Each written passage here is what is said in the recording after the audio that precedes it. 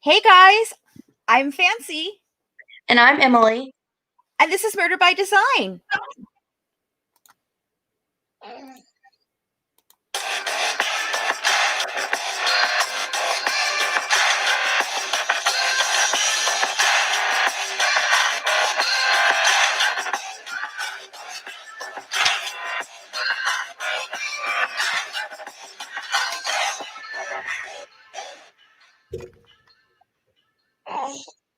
Hey guys, welcome back to our channel Murder by Design. We thank you for tuning in tonight for our crime of the month. And as stated before, we do not have Colleen with us any longer. So tonight I am joined by a very special co host, and that is my daughter, Emily. So please give her a nice, warm welcome. 2 weeks ago, I introduced you to our crime of the month for January, the case of Skylar Richardson and the death of her newborn baby. So we're going to get into it. We kind of talked a little bit about it last week. We were a couple weeks ago, where we were kind of giving you the background of what kind of life Skylar led, what she was like. She was a cheerleader. She's a teen. She had everything really going for her. But in August of 2016, Skylar had been dating a boy named Trey Johnson. And the relationship really only lasted a month. That they had sex a couple of times, which is kind of fast in my opinion, but okay. And when they broke up, there was no communication between them. Trey admitted to this while on the witness stand at Skylar's trial. So you kind of go, she kind of goes on. She's living her life, just doing the normal, teenage thing. She's senior in high school.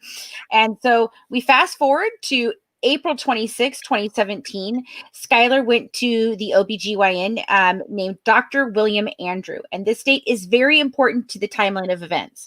Her visit was to get some form of birth control. And since Skylar declined a physical exam by Dr. Andrew decided to perform a pregnancy test on her because there were questions regarding when Skylar had her last menstruation.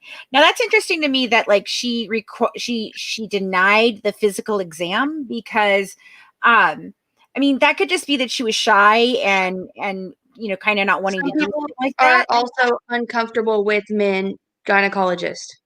Right, right. So, she could have easily been scared and not wanted to do it and uncomfortable, but it does indicate to me that there could have been some idea that maybe she did think she was pregnant.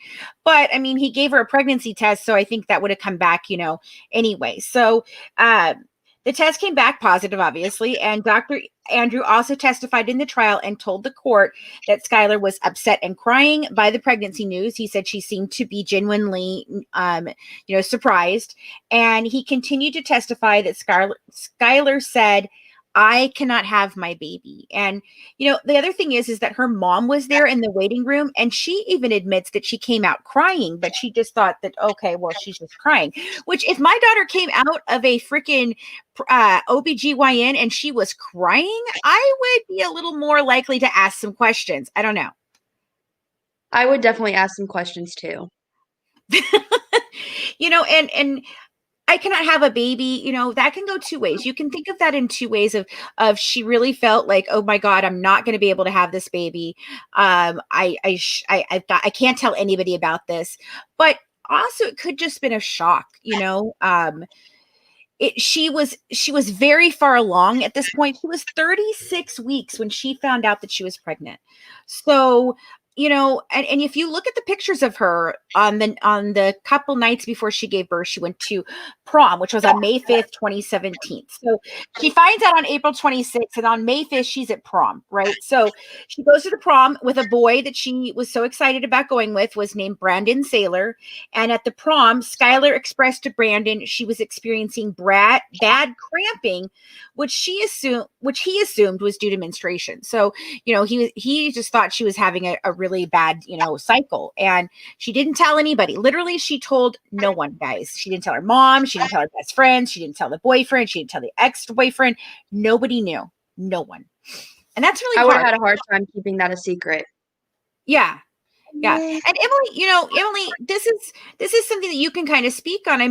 You have Wyatt, who we all just love and adore, and we're all very excited that he's here. But when you first found out, you were very scared, right? Because I he was was, terrified, yeah, you thought we were going to be very angry. and I thought I wasn't ready. I thought I was like, I don't know if I can have a kid right now. Right. Yeah. And I feel like that's a very common thought, as in maybe you're not ready, as well as maybe I want to give this child up for adoption, or want to do like I just don't want it, so maybe I'm going to have an abortion, but that wasn't a case for her. She couldn't at 36 weeks. Right. At 36 weeks, there was no option for abortion. So, she's kind of stuck in the thing. Now it is of note. Again, I want to stress she had no prenatal care. She didn't take prenatal vitamins. She didn't see a doctor. So nothing going into this, so you have to think about that affects the baby as well, and she was anorexic. So that's one of the reasons why she wouldn't have noticed that she was pregnant, because she didn't have regular cycles. When you have something like anorexia, it messes up your body in many ways. It's not just about eating. It's about your stomach lining can be, can have issues. Your body can digest, or not digest, but start to break down your fat. So then you're getting dehydrated. You're not getting the weight properly. The Right. baby's not going to grow properly.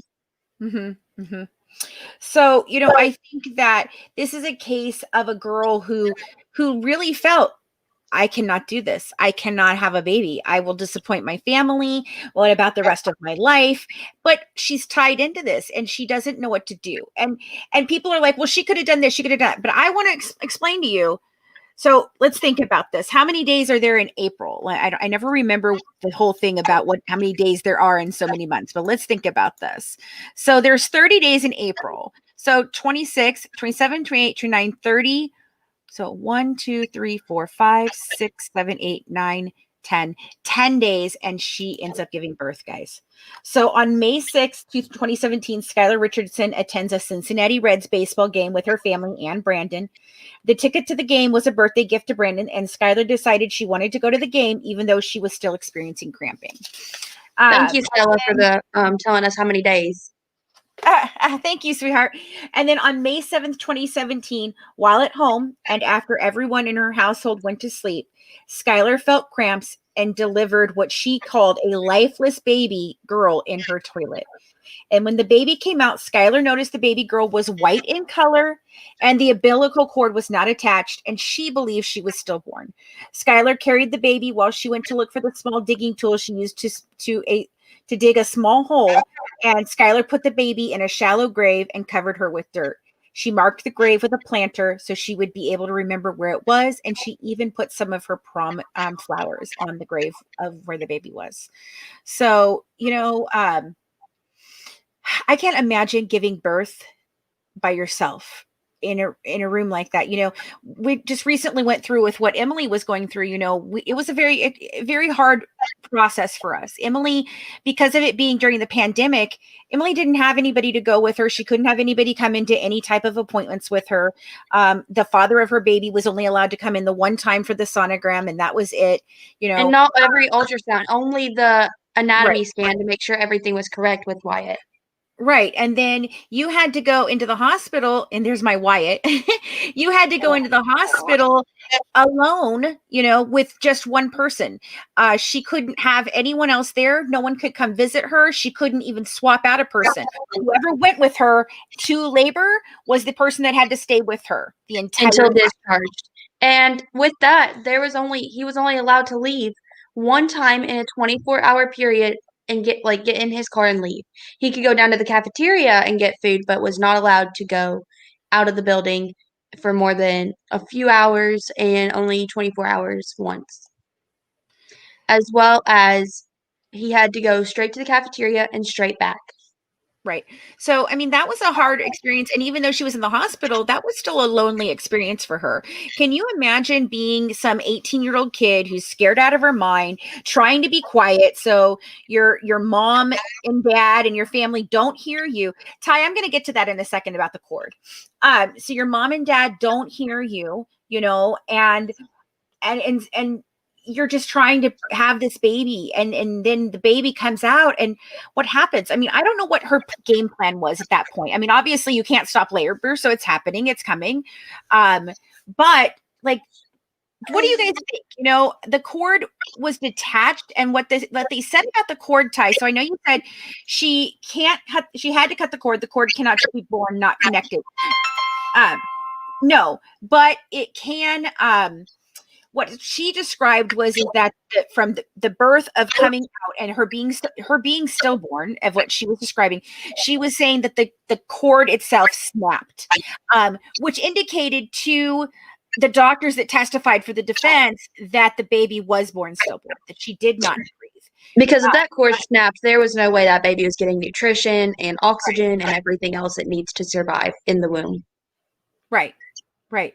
So, I mean, exactly, Allison. It was really hard. And Emily even had times where she, it's hard for her because she did not know anything. And I couldn't even be there to help her because, someone who would know something, and her, Austin didn't know anything. So it's just kind of hard. But, I don't know. In this case, I kind of believe that she was just a scared teen. But I think that no matter what happened that day, that baby was not going to live. I really don't think that she was going to allow that baby to live. I don't think there was no answer for her. She felt like she could not tell anybody. What do you think, Emily? I don't know. I agree. I think it was going to be either the baby was going to live and it would go up for adoption, or that the baby was going to die and not be alive. It was just not going to be born alive with no prenatal care, no signs of even having pregnancy going on. I feel like that baby just had no chance from the beginning, even if it was just from a medical standpoint, not from her not wanting a baby at that point. Right. Well, I mean, I even think that even if it had been born alive, I'm not quite sure we wouldn't have seen some sort of suffocation or something like that. Oh, yes.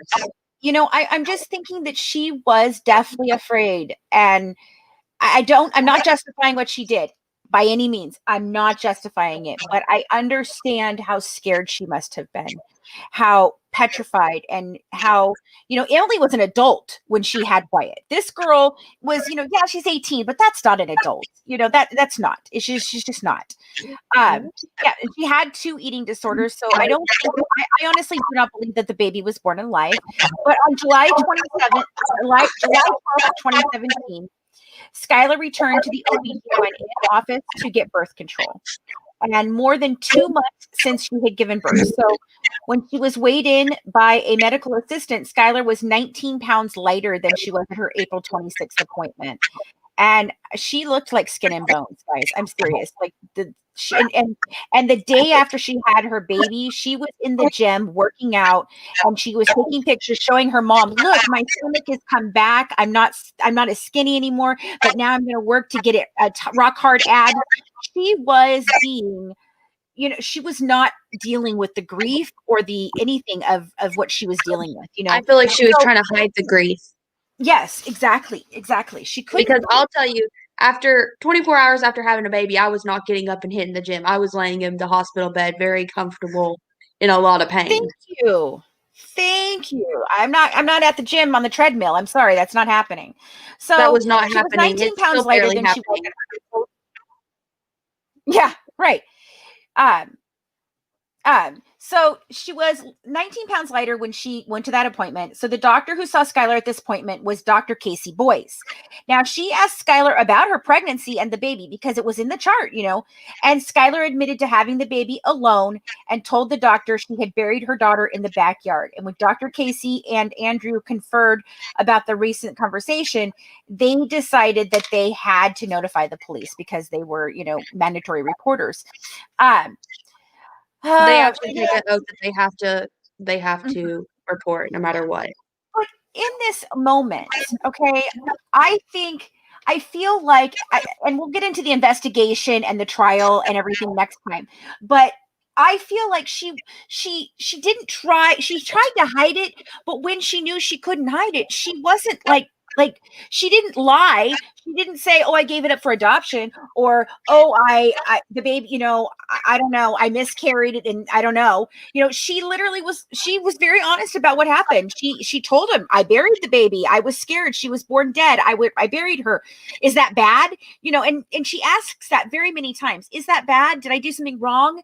And so I think like her conscience really was screwing with her at that point. Like I do think she felt guilty. I do think that she had a lot of people have said that she was being groomed to be perfect. I agree. I feel like there was a very strange relationship between her and her mother. I think her mother was very, very, very domineering. Um, they did exhume the baby, Tori, and they did not seem to find oxygen in the lungs. I do not believe the baby. I truly do not believe the baby was alive.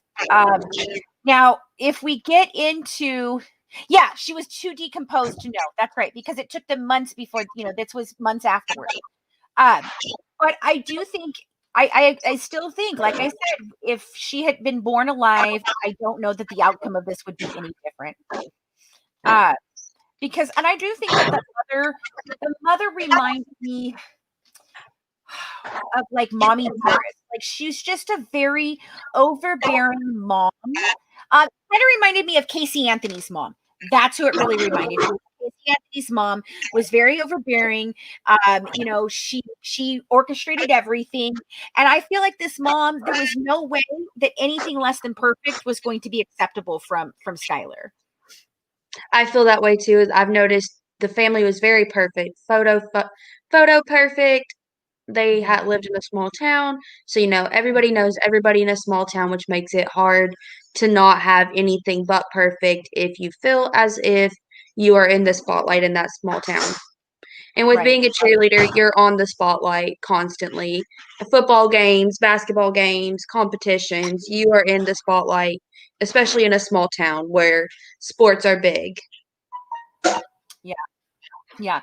And I think that she just reminded me of like a pageant mom, or a mom that just felt that her daughter had to be perfect in every way, practically perfect in every way. Like she couldn't have bad grades. She couldn't have, she couldn't be a rebellious teen. She had to be beautiful. And her mom was always on her, while knowing that she had anorexia and bulimia. Her mother was still on her all the time about her weight and making sure that she wasn't gaining too much and da da da. And that to me is odd, because here's this girl who's 89 freaking pounds. Exactly, Patsy Ramsey. I was thinking of that too. Here's this girl who's 89 freaking pounds, and her mom sitting there telling her, "Well, don't gain too much, Skylar, because that could be bad for you." I just feel like she was doomed. There was no way this was going to be a good way of coming out. And I think that the mom and dad's reactions in the interrogation room were very strange, extremely strange. It just, I don't know. Now we did talk about, I just talked about John Bonet today, and on Friday we're actually going to be talking about again with Amanda and Brandy and our expert, Dr. Laura Petler, who's going to talk about the fact that it was a staged crime scene and what she sees from that. Because there's a bunch of new stuff that has come out in that case. But anyway, so finishing this off, on July 14th, police interview Skylar for the first time and find the remains of the baby girl buried in the Richardson family backyard. This discovery would now turn the lives of many upside down. And, at the interrogation, Skylar told the police she could not tell her parents because they would kill her if she had a baby. She had no one to talk to about the pregnancy. She told the story of how the baby girl was white and not breathing. By the time law enforcement got to the gravesite, which Skylar led them to, the smell of decomposition was evident. She didn't bury the baby in like a casket or, even very deep, guys. So, the elements are out here getting to this child. It's exposed. And so on July 15th, 2017, the first of the baby's remains were delivered to Dr. Susan Brown, a forensic pathologist. A second set of remains was delivered to her office on July 20th, 2017. Also, a forensic anthropologist, Dr. Beth Murray, examined the bones and stated that baby had been charred or burnt. Now, this is a big situation in this case. Okay. So this is what the officers are working on. And I want to talk about this in a little bit greater detail next week, because I want to talk a little bit more about what happened. But the investigation that they conducted was faulty. And it was very, they led her down a path, and they would not accept any other answer from her than the answer that they wanted. And we've seen this in other cases. We saw it in the West Memphis 3 case. We've seen it in the Central Park 5 case. These cases where the officers are not going to take any other option than what they have said, and they lead them to they feed them the facts, and they kept berating her to get her to say the things that they wanted her to say, based off of the fact that they thought that the I baby's agree body with had that. been I noticed that. Mhm. Yeah. She said 17 times that the baby's body, I think it was 17. It was either 7 or 17. Stella, do you remember? I can't remember. Emily, you watched it. Did you remember if it was 7 or 17? I think it was 17.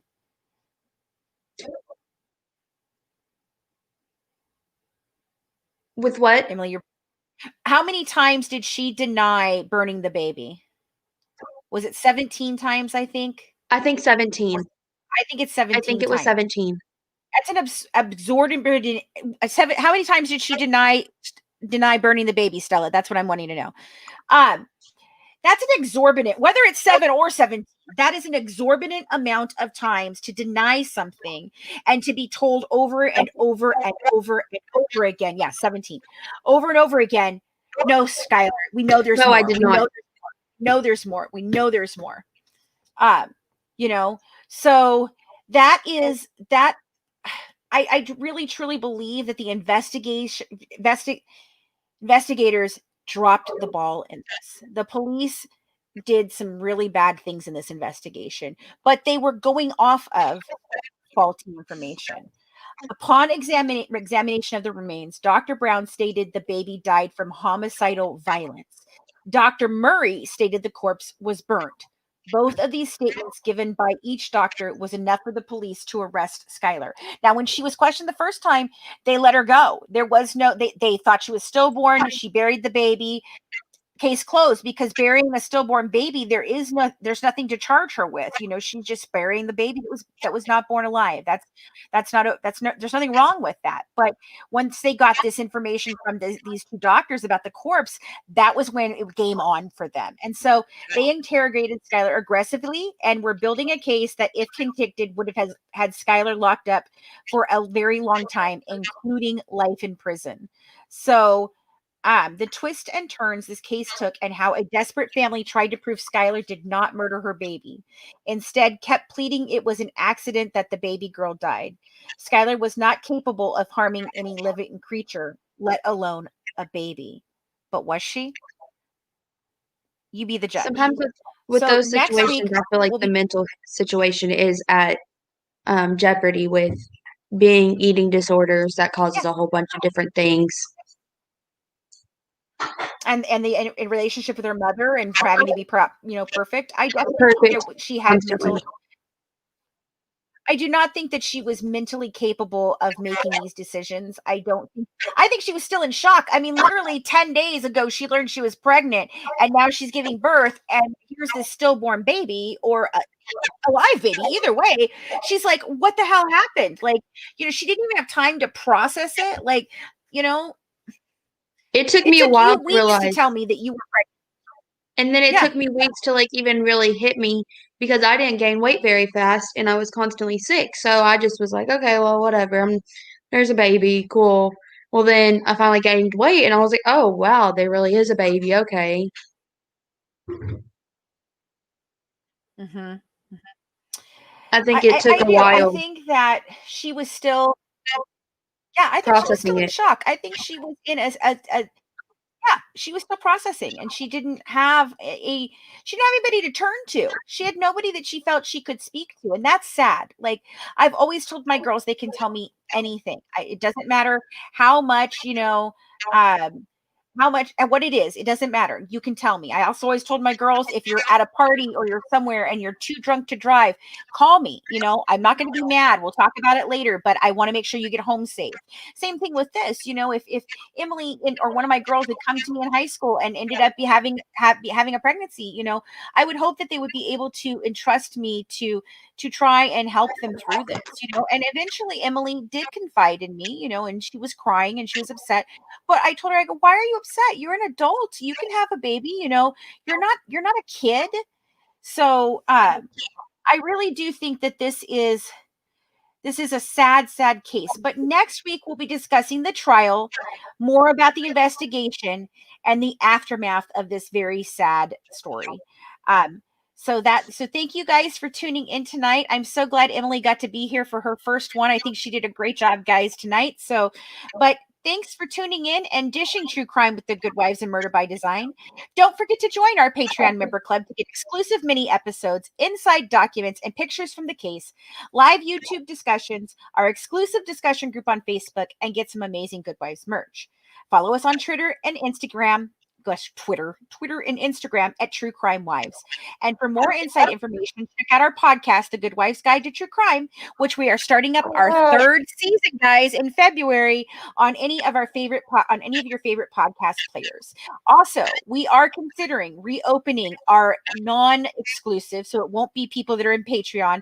It'll be a little less information. It won't be as exclusive as the one that we are due for our members, but we are considering opening up a new Facebook group. I have had a lot of people ask us to do it again.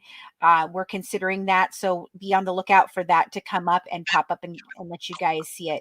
But anyway, have a good one from the Good Wives, serving up true crime one dish at a time. Bye, guys. Bye.